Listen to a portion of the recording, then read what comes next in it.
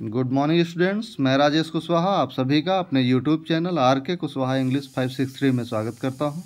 प्रिय विद्यार्थियों, आज मैं आपके बीच में उसी पुराने टॉपिक के साथ सिंथेसिस के अंतर्गत formation of simple sentences by using preposition before noun और जिरंड का यूज देखेंगे। किस प्रकार से प्रीपोजिशन बिफोर नाउन और जिरंड का प्रयोग करके हम सिंथेसिस बनाते हैं, सेंटेंसेस दिए हुए वाक्यों को हम कंबाइन करते हैं। तो आइए देखते हैं।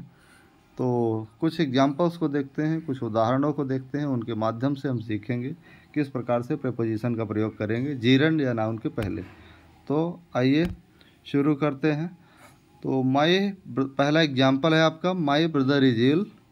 Your first example is my brother is ill, he has a high fever. तो my brother is ill, he has a high fever. तो इसको अगर हम कंबाइन करेंगे तो हो जाएगा my brother is ill with high fever. He has a high fever को हम शॉर्ट एंड करेंगे और शॉर्ट एंड करके इसको हाई फीवर में चेंज करेंगे और हाई फीवर के पहले विथ का प्रयोग करेंगे प्रीपोजिशन। दूसरा एग्जांपल देखते हैं। दूसरे एग्जांपल में ही सा द मून, उसने चांद को देखा। ही बिकेम ग्लैड, वह ग्लैड हो गया, प्रसन्न हो गया। तो इसका अगर हिंदी में हम करेंगे तो चांद को देखकर वह ग्लैड हो गया, प्रसन्न हो गया। चांद को देखने, ऑन सीइंग लगा दिया, सीइंग लगाया, जिरंड बनाया और ऑन प्रीपोजिशन का प्रयोग किया। तो ऑन प्रीपोजिशन सीइंग यहाँ लगा हुआ, on seeing the moon he became glad. तो इस प्रकार से दूसरा सेंटेंस बना। दूसरा जो एग्जाम्पल है उसको देखा हमने। तीसरा एग्जाम्पल देखते हैं। तीसरे एग्जाम्पल में he gave them his advice, उसने उनको अपनी एडवाइस दिया, अपनी सलाह दिया। ही हेल्प देम लिबरली, उसने उनकी उदारतापूर्वक सहायता की। दो काम हो रहे हैं, उसने उनको सलाह दिया, उसने उनकी सहायता भी की। सलाह भी दिया, सहायता भी की। तो इसमें कौन सा प्रीपोजिशन लगेगा? बिसाइड से लगेगा। तो पहले वाले सेंटेंस में हमने विथ प्रीपोजिशन देखा, दूसरे वाले में ऑन देखा और तीसरे वाले में हम बिसाइड्स देख रहे हैं। बिसाइड्स का मतलब के अतिरिक्त। तो besides giving them his advice, अपनी एडवाइस देने के अतिरिक्त ही हेल्प्ड देम लिबरली, वह उनकी उदारतापूर्वक सहायता भी किया।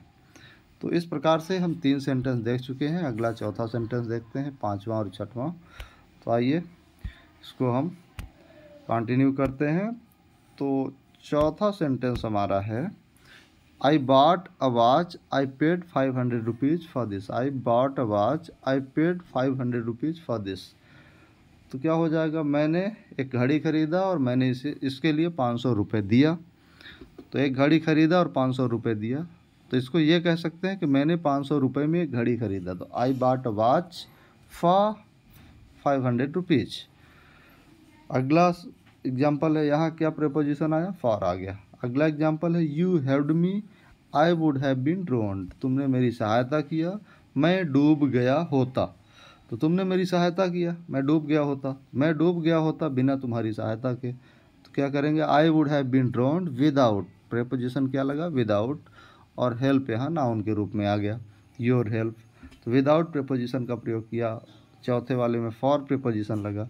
6वां एग्जाम्पल देखते हैं। 6वें एग्जाम्पल में ही बिहेव्ड रूडली विथ मी, उसने मेरे साथ रूडली व्यवहार किया, अभद्रतापूर्वक व्यवहार किया। आई वॉज क्वाइट डिसप्लीज्ड, मैं बहुत डिसप्लीज था, मैं बहुत निराश था या अप्रसन्न था। तो अप्रसन्न के लिए डिसप्लीज्ड के बाद हमेशा एट प्रीपोजिशन लगता है। एट प्रीपोजिशन का प्रयोग किया जाता है। रूड बिहेवियर, बिहेवियर क्या हो गया? नाउन हो गया। तो नाउन के पहले प्रीपोजिशन का प्रयोग। तो I was quite displeased at his rude behaviour, मैं उसके रूड बिहेवियर से काफ़ी डिसप्लीज्ड हूँ। अगला सेंटेंस देखते हैं। 7th, 8th, 9th and 10th है। तो 7th देखते हैं। 7th सेंटेंस में हम देखेंगे 7th एग्जाम्पल में। 7th एग्जाम्पल में हम देख रहे हैं कि he has failed many times, he still hopes to succeed.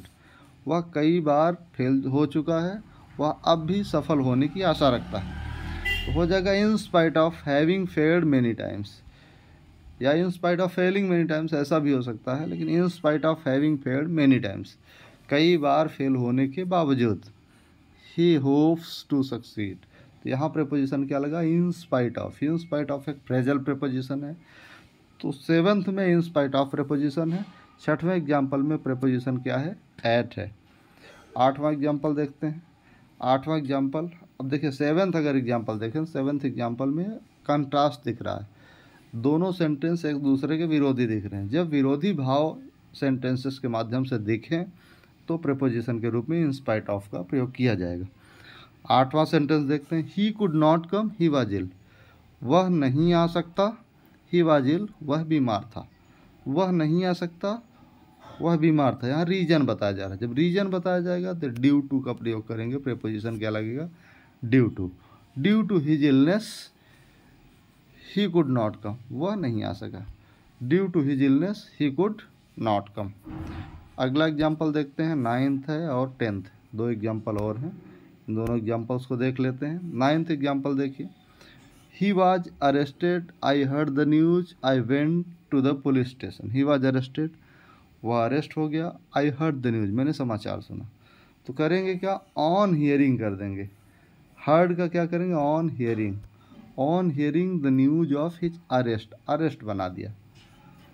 तो क्या कर दिया हमने, अरेस्टेड जो वर्ब था उसको नाउन बना दिया। ऑन हियरिंग, इस प्रेपोजिशन ऑन प्रेपोजिशन का प्रयोग किया गया। और हियरिंग जो वर्ड है, हियरिंग वर्ड का ये क्या है, ये जीरंड है। हियरिंग यहाँ पे आईएनजी लगा हुआ है इसलिए gerund. On hearing the news of his arrest I went to the police station. तो हमने क्या किया, यहाँ हार्ड द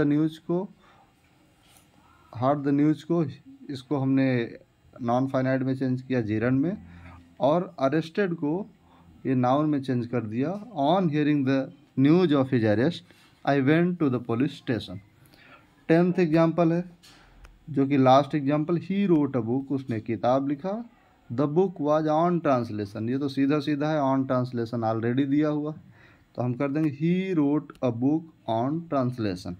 इस प्रकार से 10 एग्जाम्पल्स हमने देखा कि कैसे नाउन या जिरंड के पहले प्रेपोजिशन का प्रयोग किया जाता है। नाउन या जिरंड के पहले प्रेपोजिशन का प्रयोग किस प्रकार से किया जाता है, कौन कौन से प्रेपोजिशंस लगते हैं। तो हमने कम से कम 10 प्रेपोजिशंस को तो देख ही लिया कि किस सिचुएशन में उनका प्रयोग किया जाएगा। तो इसका बार बार आप अभ्यास करेंगे तो निश्चित रूप से आपको बेहतर समझ होगी। तो thank you very much, have a nice day.